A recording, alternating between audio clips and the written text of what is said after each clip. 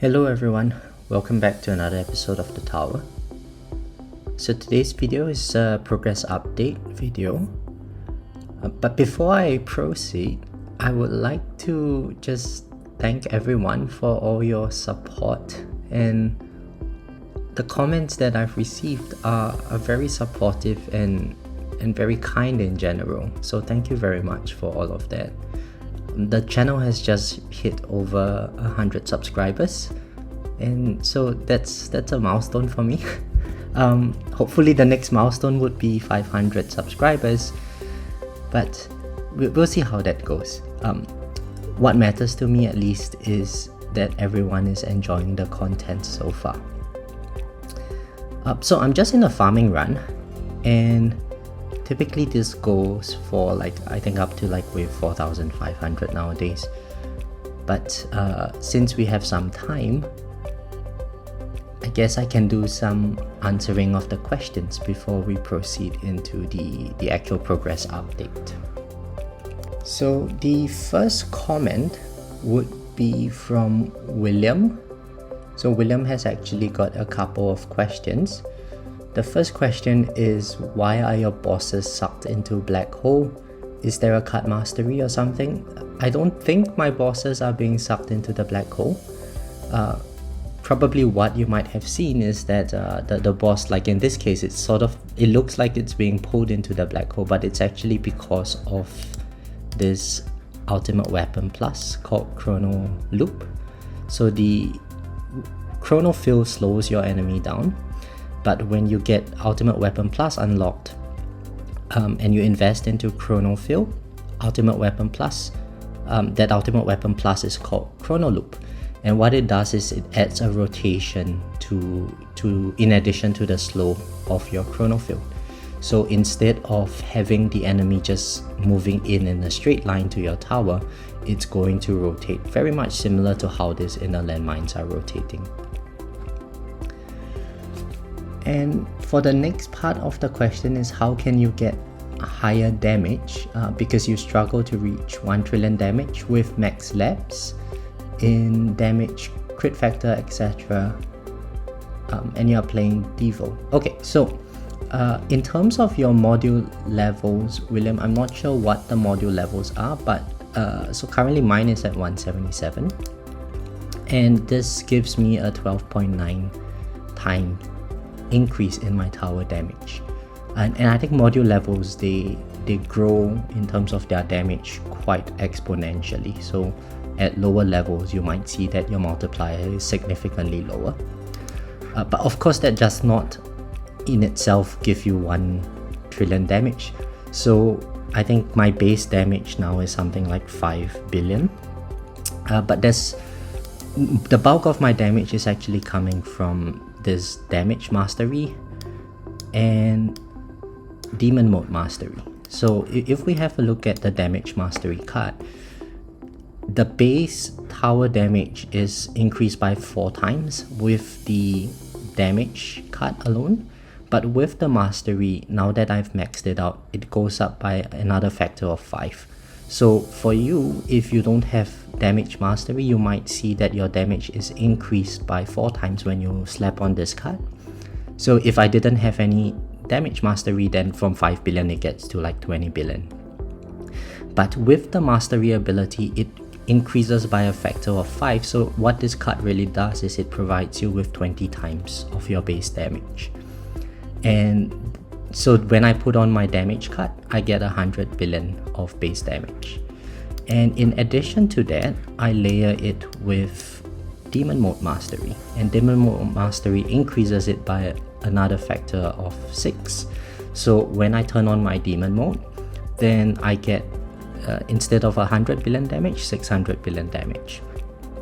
Now when you add in the Berserker 8-time multiplier, so I think Berserker is, yeah, it goes up for another factor of 8. And you layer it in with all the in-game perks, like which ones are they? Damage times 2.1 and this 1.65 tower damage. Then that's how I'm getting to such a number for my damage. In terms of my enhancements, I can't remember what my enhancements are at the moment, but if you stay on to the later part of the video, I will make sure that I show it there. Okay, the next comment would be from almightysage. So you're very welcome for the previous response. The next question that you have is, would it be efficient to start the run with minimum range plus the 1.2 lap range and lock it with free upgrades mastery and increase it at the end when I need more boss damage, or do I think that the impact would be insignificant? So there's many factors to consider at this stage. I presume you are not running Spotlight Plus at this moment. Without Spotlight Plus, I think generally the damage per meter stat is not going to play too much of a role in your damage. So with that being said, I would say if you wanted to stick with a low range, then that would be fine. So for me personally, what I'm currently running, I'm running 69.5 meter range. And that is because I don't really have much damage per meter. So I don't really notice a huge increase in damage from my bullets.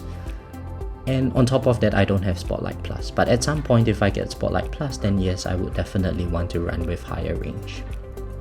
And of course, I need to invest in my damage per meter labs. One thing I did notice that when I was running a Devo strategy, so I didn't run Devo for most of my tower life. It was only the last 6 months of my game before I moved moved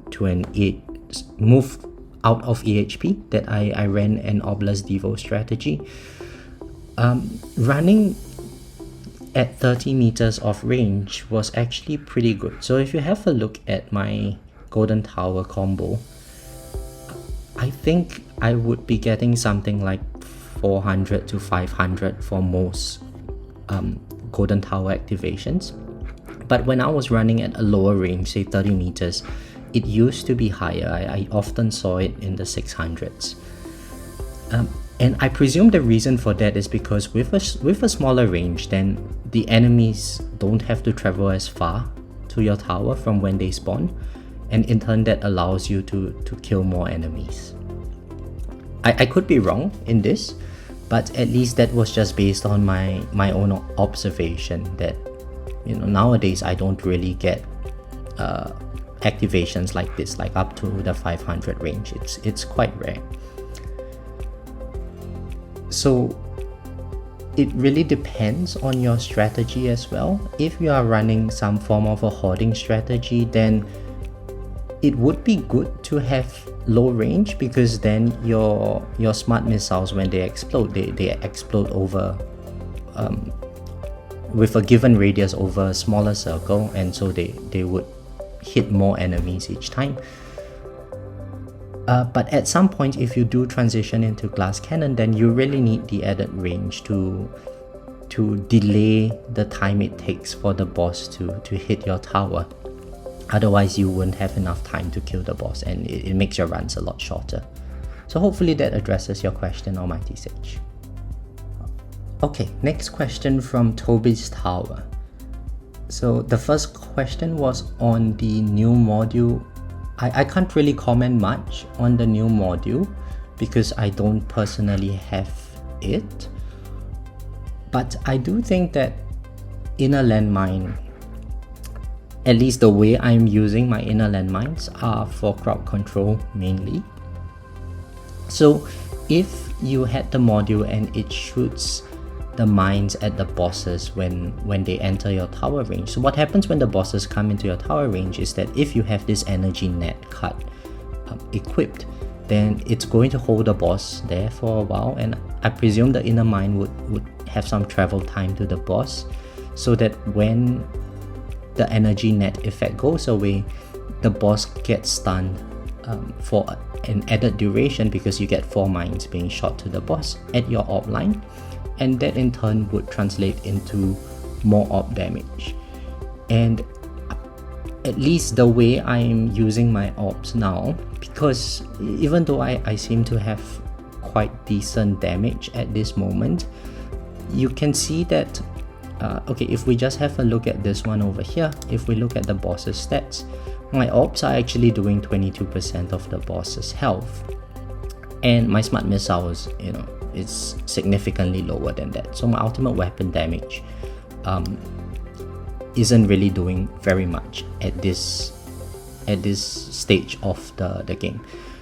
So definitely holding the boss at the orb line would translate into more boss orb hits, which means that you get more of the boss's health being taken off by stuff aside from, you know, flat out damage boost that you might need. It also might open up some form of interesting strategies, such as using this which one is it?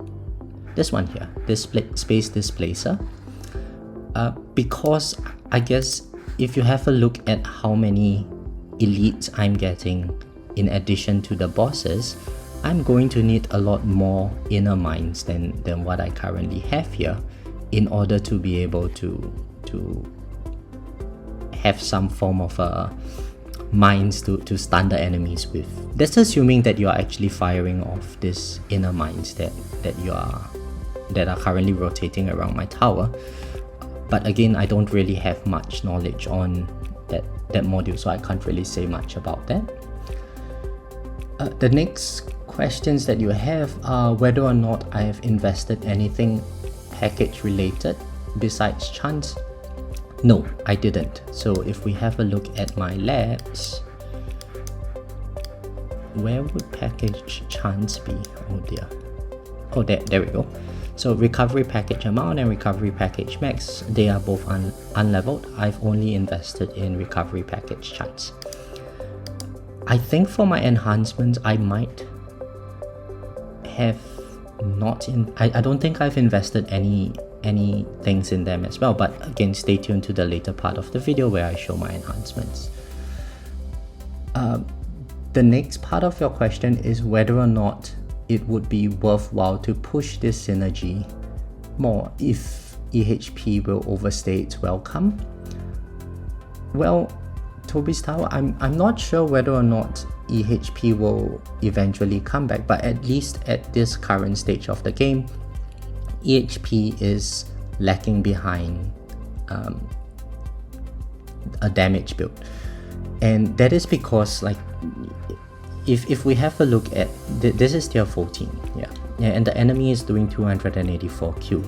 So even if I had like 98% damage reduction, which I don't, there's no way that I'm going to be able to sustain this kind of damage. Even if I could sustain it for one hit,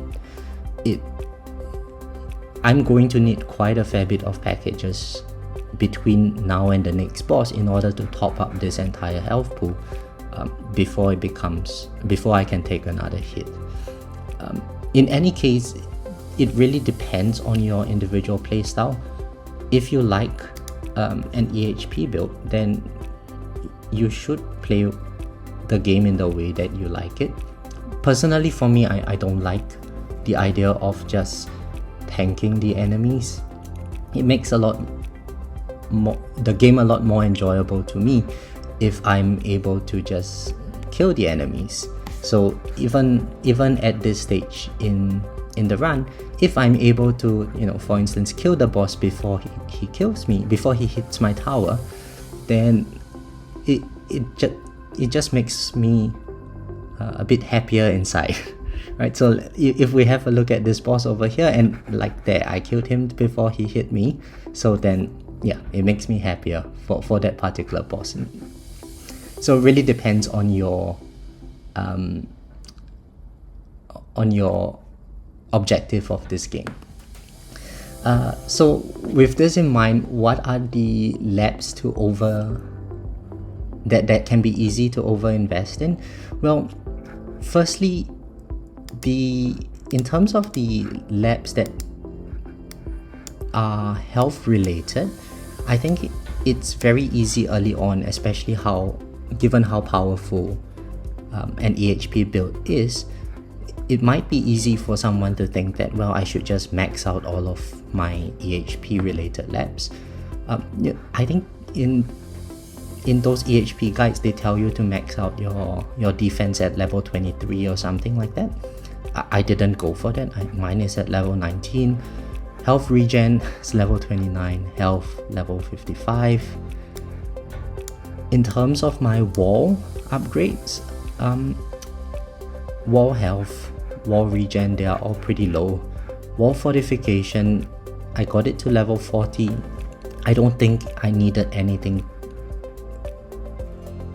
nearly as close to this level in order to progress past an EHP build. So I would say that in terms of the EHP labs, having enough EHP to survive is more than enough. For instance, if you wanted to have in your runs 2 12-hour runs in a day, then there is no point in getting more EHP beyond that allows you to survive beyond 12 hours. The added time that you want to put in those labs, you could better spend it elsewhere. So hopefully that helps with how you would want to strategize. In terms of my lab regrets, okay, so this is a bit tricky. So if you can see, I only have 1.85 thousand research completed, and this is extremely low for an account that started wherever I started. Primarily, this is because I quit the game for like a year, slightly over a year at some point, and I'm not sure what I regret more. I'm not sure if I regret quitting the game back then because life was too busy, or if I regret coming back to the game because then I had to spend a bit of cash to buy some stone packs to sort of bump up my progression a little. So in terms of the labs that I actually have researched, there are not many labs that, given how little researches that I've done, there are not many labs that I've actually go box. So I'll just briefly scroll down and you can see how underdeveloped my labs are. So I think someone who has the same kind of game time that I have played should be somewhere around like 3,000-ish of lab researches, and mine is extremely low. So I think someone with a year-ish of time played is probably going to have the same level of lab development as me. And because I have so little labs developed, it's very difficult for me to pick any labs that I actually regret spending on. If I had to pick, then probably I would have put in slightly less investment in, say, wall fortification.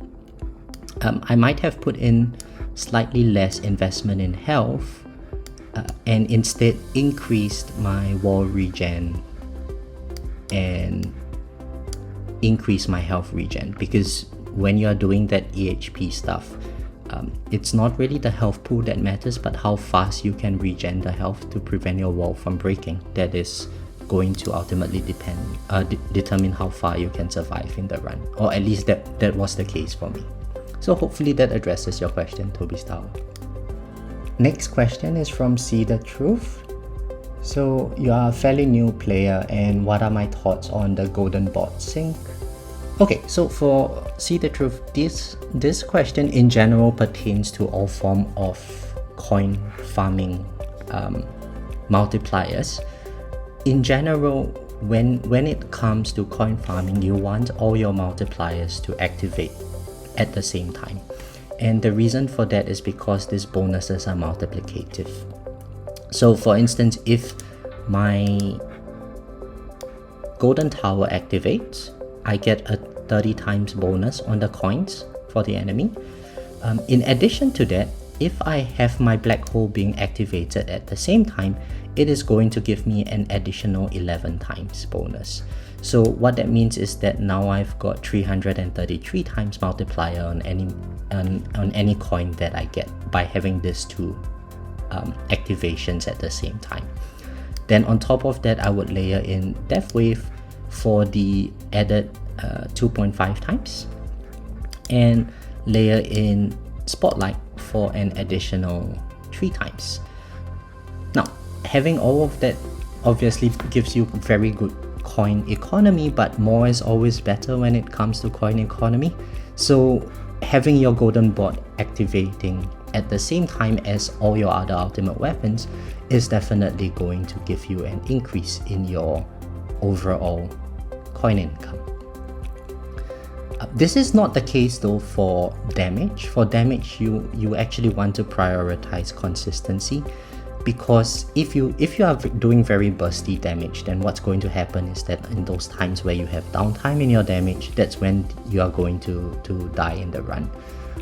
So in order to prevent that from happening, you want your damage to be as consistent as possible. Okay, finally it's Wright's comment, and Wright is interested in figuring out how to transition from champions to legend and what allowed me to the most to be able to compete in legends tournament.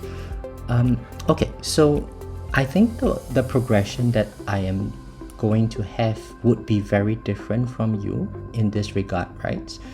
And the main reason for that is because when the Legends League was introduced to the game, I was already competing in Champions League. So if I show you my tournament history, okay, I finished at rank 4, well done. So let me take the rewards first. Oh crap, I can't see the tournament now. Oh, damn it. Okay, I guess I have to end the run to answer your question. So let me end the run now. Okay, so if we have a look at my tournament history, for the most part, I was competing in Legends all the way. In Champions League all the way. I think in this particular wave, I might have... I can't remember why. I think I just forgot to do the tournament or something. So I went down to Platinum, but for the most part, I was hovering in Champions League before Legends League was introduced. The way I competed in Legends was, in Champions, was to just focus on damage. So towards the later part, once you have gotten your general Devo strategy nailed in, you then want to focus on being able to start dishing out more and more damage. And the path that I picked was to use Smart Missiles and Chain Lightning to bump up my damage. And as you can see, in terms of the overall waves, it's quite a linear progress, and my wave count was continuously getting higher. It was extremely painful to do tournaments at that time, because look at that, 2000 waves and I'm only finishing at rank 2.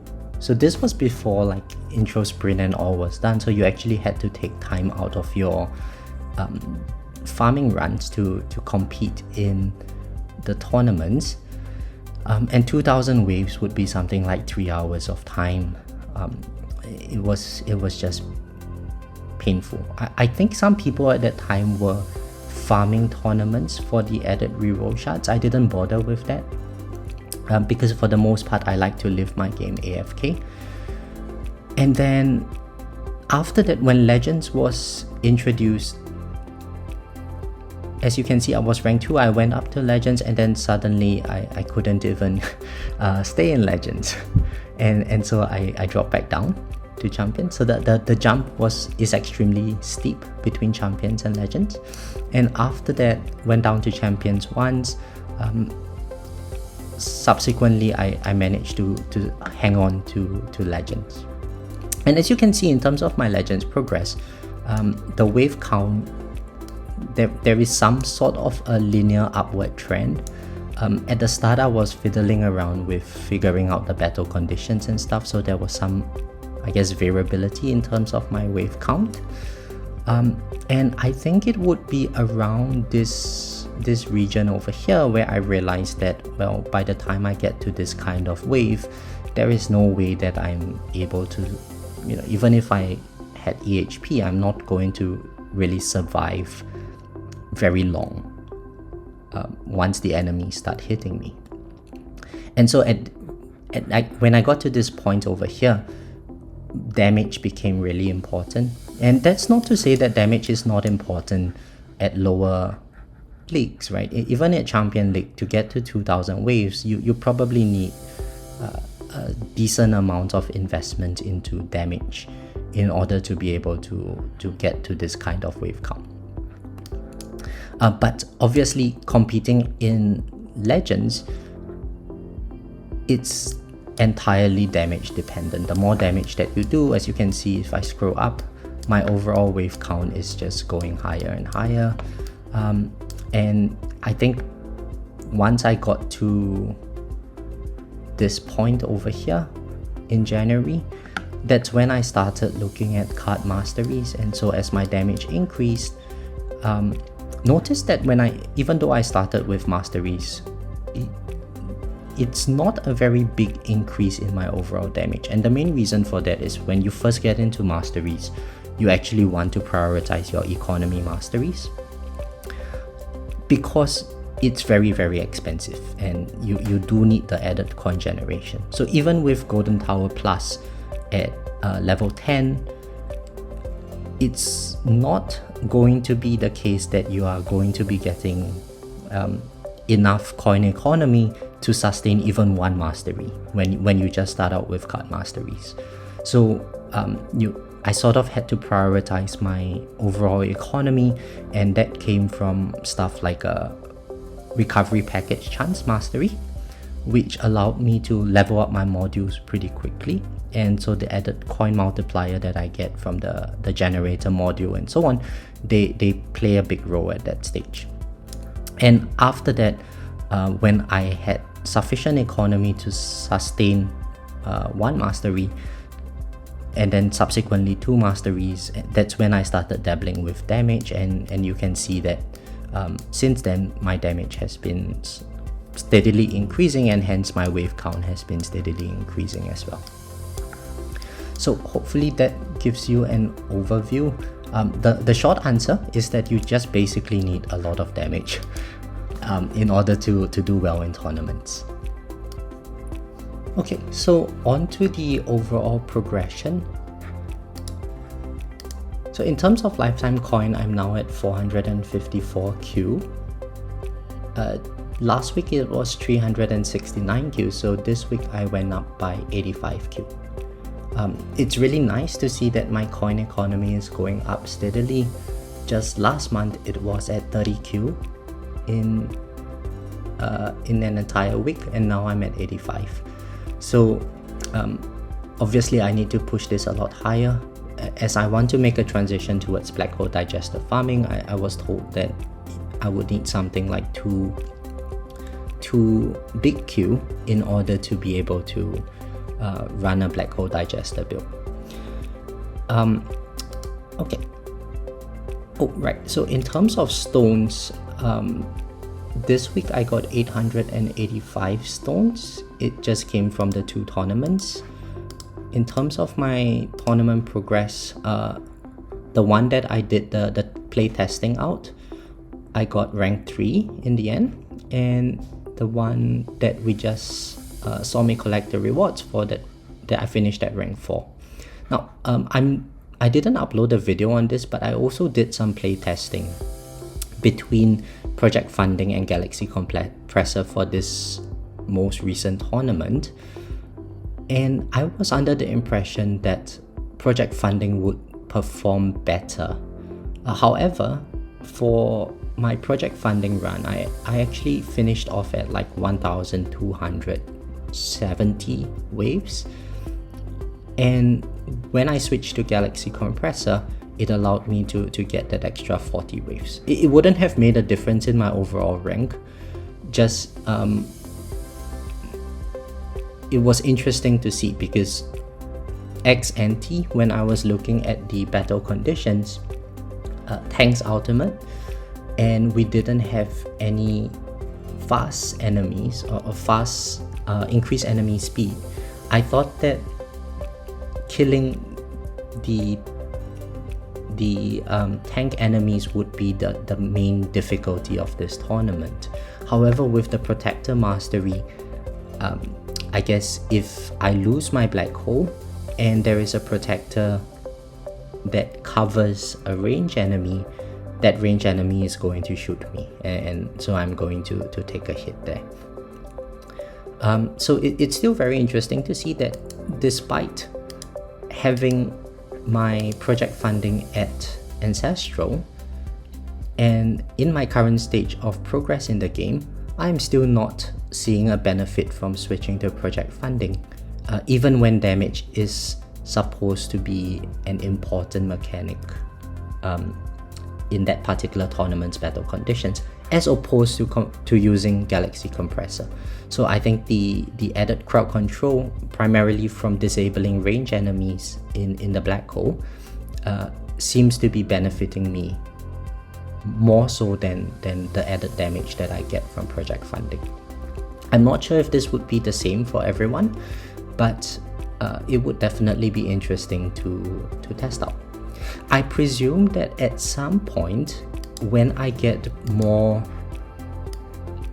investment into my crowd controls, such as let's see, just maybe having more damage, or maybe having a more developed poison swarm, or even just higher uptime on my black hole in general, and in addition to that, maybe having enemy attack speed slowdown from the Slow Aura Mastery and from Nuke Mastery,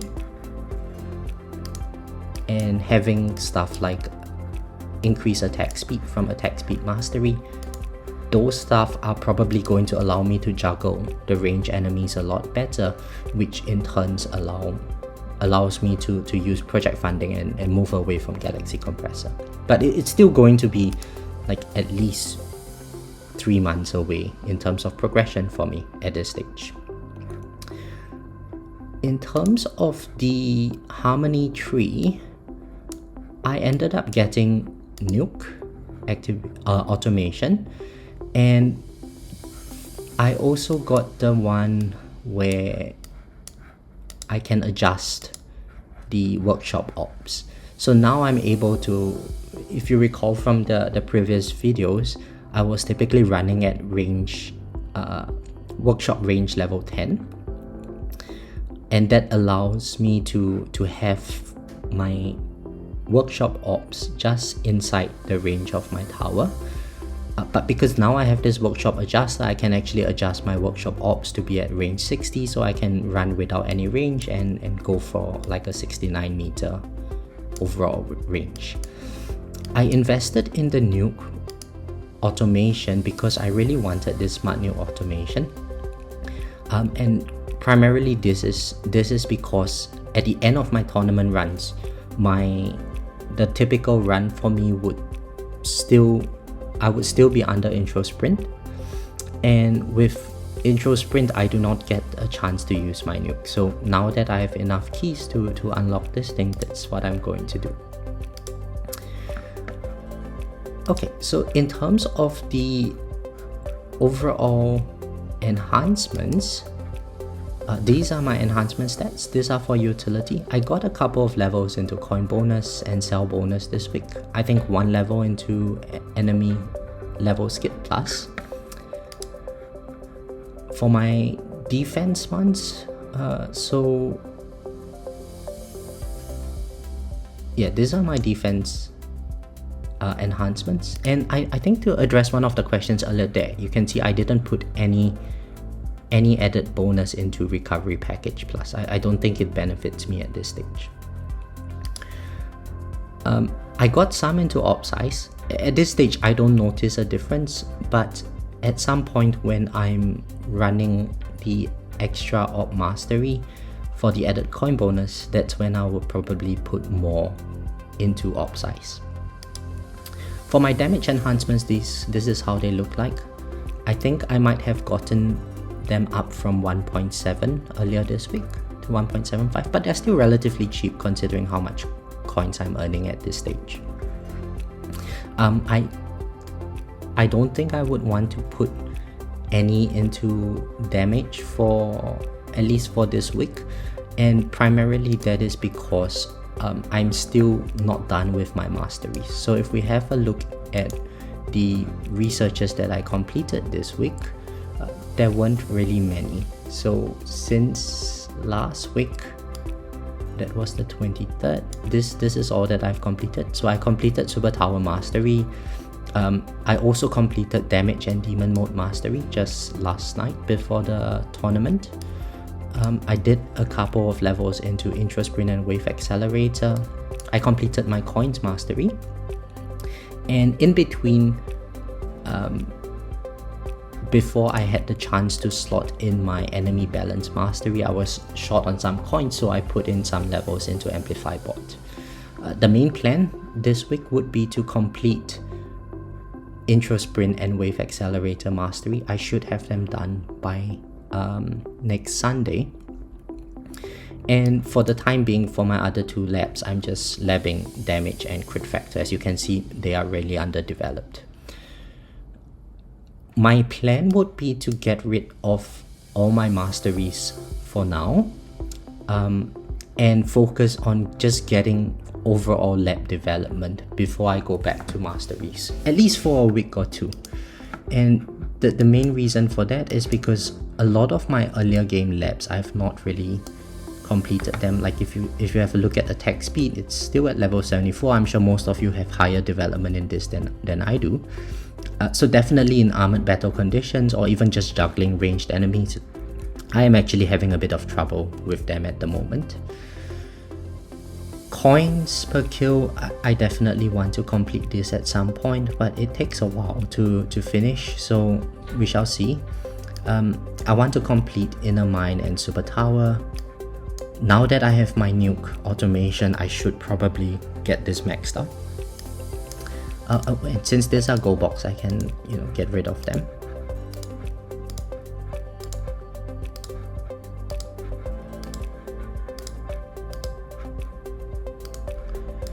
And yeah, so there's so many earlier on labs that I have favorited, which I have not had the opportunity to work on because mastery labs take such a long time. And so I think now that I've completed this first main set of masteries that I wanted, I'm actually in a very nice position where I'm able to focus on these earlier labs, and they cost a lot less coins, which means that I can funnel those coins into my enhancements, so get these bonuses up, and use my stones for the next couple of weeks to work on my ultimate weapons for a little bit. As you can tell, my ultimate weapons have not received some love for quite a while, so it would be good to just put in some levels into them. So this week, what should I put them into? I would really like to work on my smart missiles, but since my goal is to move to black hole digester farming, I think in the last video I said that I wanted to get this to 70 seconds and then eventually reduce my death wave cooldown to 50 seconds and increase my black hole duration to 36 seconds. So I guess I should stick with that plan and not bounce around so much. So let's get one level over here and then I'm broke again. So for the next, for the remainder of the stones, I don't know, should I put some into Poison Swamp? Yeah, maybe I'll put, since this is cheaper, I'll put into this and get a bit of damage into my Poison Swamp. And so overall now I have higher uptime on my Poison Swamp. Eventually I would like to get this to, I think, 70 seconds of duration and 70 seconds of cooldown, just so that I have a permanent Poison Swamp. but we'll slowly chip away at that. So over the next week, I think I would like to get another, hopefully 1 or 2 levels into duration, depending on my tournament performance. And that way I can at least make some progress in terms of my economy and some researches before I start on my next set of card masteries. So since I have some gems, I might as well buy the modules.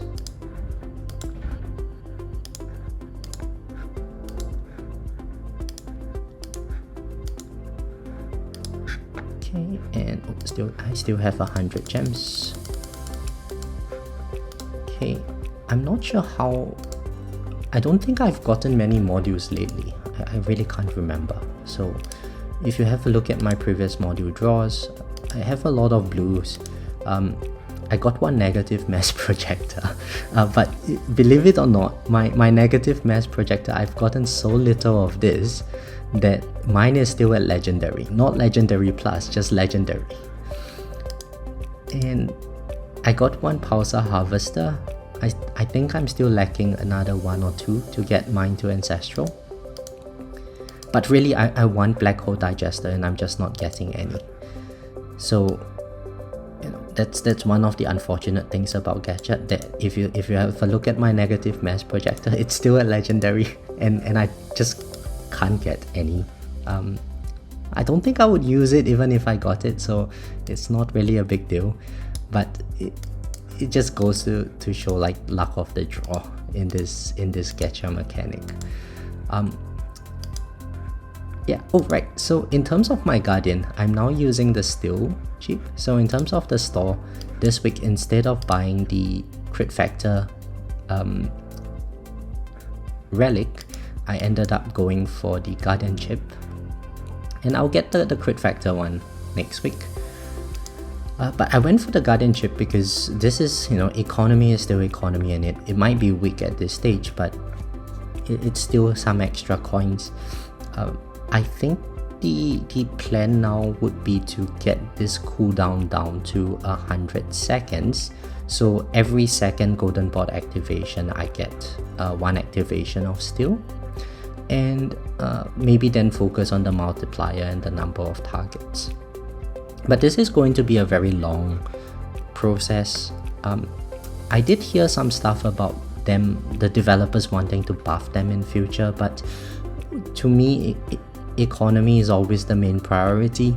So even if, you know, attack becomes very powerful or ally becomes very powerful down the line, I would still rather have the economy, and that's just me. But you know, everyone has their own priorities in this game. And I believe that is all for all the content that I have for today. So in terms of the event stuff, in terms of my my bot development, oh right, yes. So once my masteries are complete, I actually have to work on my Amplify bot, and that's because, you know, I've maxed out my range and cooldown, but I haven't touched my Amplify bot labs by much. So, you know, definitely maxing out those two, probably getting the last 4 levels into golden bot, that would be useful, and I can start working on the bonus for Amplify damage. And yes, so that is all for today's content. Thank you everyone for the added support, for the support once again. If there's any other content you would like to see more of in future, please do not hesitate to let me know. Otherwise, have a great week ahead, and I'll catch you guys in the next video. Bye!